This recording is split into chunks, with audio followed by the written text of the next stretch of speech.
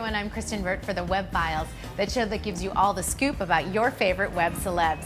Now today we're in Studio City at Big Sugar, and we've got the biggest web celeb out there, Tay Zonday, and I'm pretty excited because I've got cupcakes and I've got you. Hey, how can you do any better? Chocolate rain is really quickly crashing through your veins. Chocolate rain, using you to fall back down again. I was noticing this morning, going on YouTube, over 37 million hits at this point. How did you go from, putting the video up there and to going to 37 million? Because this is in about 2 years. Gosh, I was really just a normal person uploading videos to the internet in my living room. And that's the great thing about YouTube, is you never know when something is going to take off.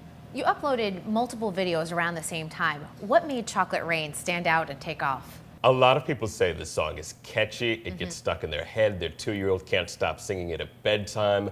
A lot of people think my mannerisms are funny because I look very young and I sing with a deep voice. A few people probably latched on to the deeper politics. When did you know, wow, this is bigger than I ever imagined? It got featured by Tom Green on his call-in show, and then Carson Daly featured it the next day, and I was kind of like, whoa! What am I doing on TV? Like, oh How did that happen? And it really had not happened before. That's the thing about Chocolate Rain. So I was looking at my career kind of being like, well, what happens when an internet video blows up? What do you do? And there wasn't an example. So you're almost the leader in the forefront of web personalities and all of this technology and how people view it. It was really just a great moment to be in. In the first year, you reached probably somewhere around 10 to 12 million hits. And we're just talking about YouTube because I know it's posted in other outlets, so you probably even have more than the 37 million I've been talking about. But even in the last year, you've almost doubled your hits. How have you been able to do that? Because usually, something catches on, it, fires up, and then it dies quickly. What's going to be funny about YouTube is when I'm 80 and looking at the videos that I posted in my 20s and realizing that this is going to be around after I die. It's just going to be there Chocolate forever. Rain's going. And what's interesting is people are always discovering your work throughout your entire life. So where did your voice come from? Your dad? Your grandfather? I don't think anybody else had Nobody? it. No. You don't have a sibling that has? No. I'm just... Your voice changed? Or did you have it as a lined up. Or were you an 8-year-old with like a deep voice? No. They often joke that, when I was born, I just kind of popped out. It was like, hey, Mom, how you doing? Scared the doctor. The doctor almost dropped. Morning voice? It's my morning voice. I can't even go that low.